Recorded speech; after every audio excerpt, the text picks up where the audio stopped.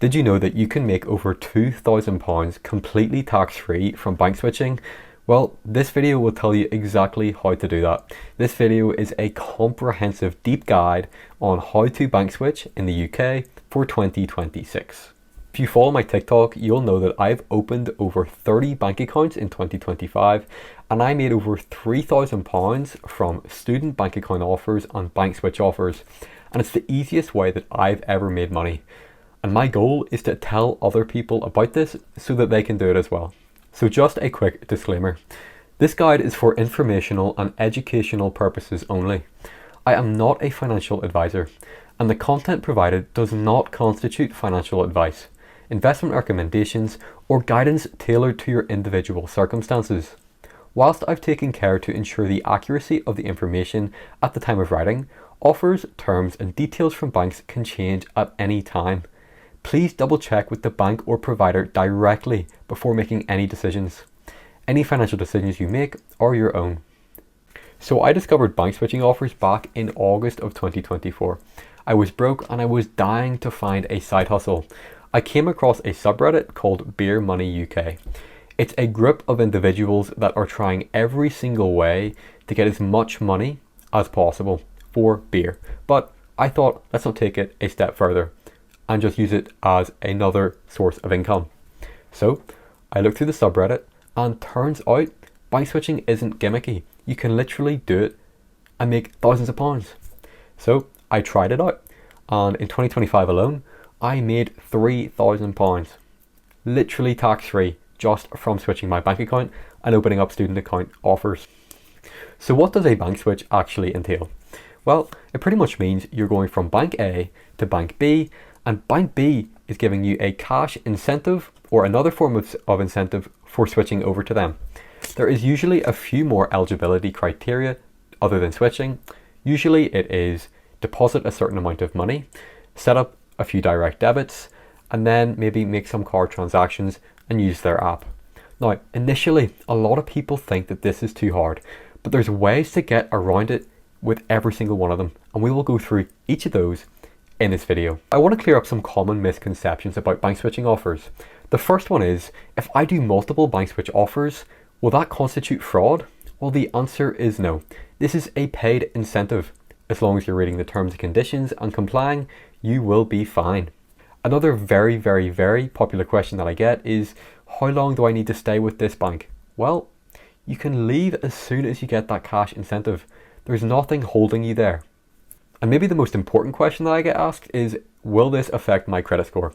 Later in this video, I will go through the exact implications that will happen to your credit score whenever you do bank switching offers, and why you shouldn't do it if you're looking for a mortgage within the next 12 months. So what actually is a bank switch? So a switch is whenever you use the current account switch service, a completely free service, to switch one bank account to another bank account.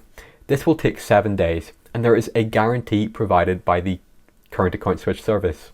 When it comes to bank switching offers, I would never recommend that you switch your main bank account. What I would do is open up a secondary account with any other bank.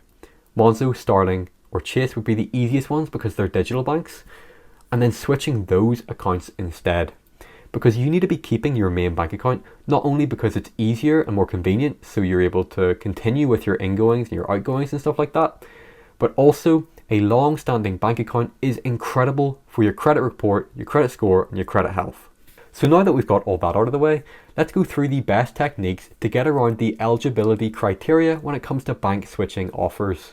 Okay, so each bank switch will have separate terms and conditions. These are really easy to find, and I recommend that you read them before you do the switch, just to be sure. But I, on my TikTok account, will post every single switch offer in detail as soon as they come out. So you can check that page also. The most common eligibility criteria is that you're opening a new account, that you're depositing a certain amount of money, that you have a certain amount of direct debits that are active, and that you make a certain amount of card transactions. But there's kind of a way to get around the difficult ones. Direct debits, a lot of people don't want to be setting those up on a secondary account. And even the deposits, you might not have £1,000 to deposit into an account immediately. But what if I told you you can meet that criteria with just £100? Okay, so let's look at that deposit requirement and how to get around it. So most banks will ask for anywhere between £1,000 and £2,000 deposited within a certain amount of time after your switch. Well, you don't need to deposit that all in one go. Let's say you have bank account 1. This is your main bank account. And then you have bank account 2. You've just switched into bank account 2 in order to get the switch incentive. This is your main bank account and you've only got £100. Now, what if I told you that you could put £100 from bank account 1 into bank account 2 and then put it from bank account 2 back into bank account 1? You now have deposited £100 into this account and you still have £100 in this account. Now, if you do this back and forth 10 times, your total deposited amount is £1,000 and you've just met that criteria. Now, it's important to note that with the NatWest group, so NatWest and RBS, they require your deposits to be sitting in the account for 24 hours. So if you were to do £100 and do that 10 times, you'd have to wait 24 hours between each deposit and withdrawal. But with every single other switch, you are able to withdraw it immediately if you like. Now the next one can be particularly difficult. This is the direct debits. Now you need to switch active direct debits for pretty much every single switch offer. You will notice that with TSB, typically they require no direct debits. That means it's one of the easiest switch offers. NatWest and RBS are also like this. They typically require no direct debits, which is why I would say those are the easiest switch offers to do. But there's a workaround with direct debits, because a lot of people don't want to be setting up direct debits because they're quite difficult.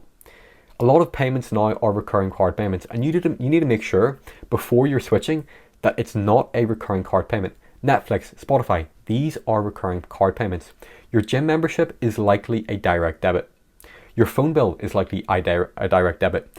But if you want some easy direct debits to set up, you could look at opening up a savings account with Moneybox or Plum. They allow you to top up your savings account via direct debit. Or you could donate to a charity from as little as £2 per month. That is giving you a direct debit for the low cost of £2. Not only that, but you're donating to charity. An important thing to note is that for most of these switches, the direct debits need to be active, which means the first payment of the direct debit needs to be taken out of the account that is prior to switching before you initiate that switch. There's another piece of criteria that is card transactions. Now for a lot of you guys, you would be more than happy to just use that card for your day-to-day spending. And if you want to do that, that's fine. But for me, I like to stick all of my spending on my American Express Gold card. I don't want to be wasting any money on a debit card that I know isn't giving me any rewards. So what I do when I'm doing bank switch offers and there's an eligibility criteria requirement that needs me to spend, say, on my card 10 times, well, what I will do is I will go to a sweepstakes website. There are loads of these. Think That Prize Guy. And they often do these raffles where you can enter for just 1p. And you can do that via debit card. So what do? You load up that card onto your Apple Pay and you buy said raffle ticket 10 separate times for 10p, or however many times it requires to be eligible for that criteria. You can get an additional bonus on top of the bank switching incentive whenever you initiate the bank switch through a cashback app or website like TopCashback or Quidco. Me personally, I use TopCashback because usually it gives the highest rates.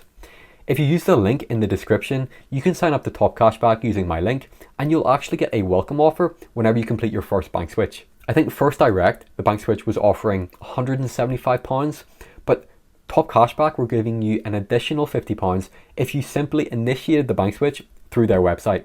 It's a bit of a no-brainer. Now let's talk about the credit score implications. Opening up a new bank account with a new bank will give you a hard search on your credit report.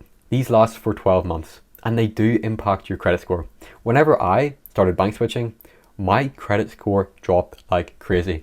I've opened up over 40 bank accounts since I started doing that, and now my score is higher. And that is simply because I've been using credit building techniques like having a credit card and paying it off in full every single month. But if you're looking to apply for like a mortgage or another big financial product, I personally would avoid bank switching at least until after you've secured that product. It's important to note that opening bank accounts really does affect your credit score. So this is actually my first proper YouTube video ever. If you find this information useful, please shoot me a subscribe. I'm on about 400 subscribers at the moment, and it means the absolute world to me to be able to grow on this channel. And thank you so much for watching.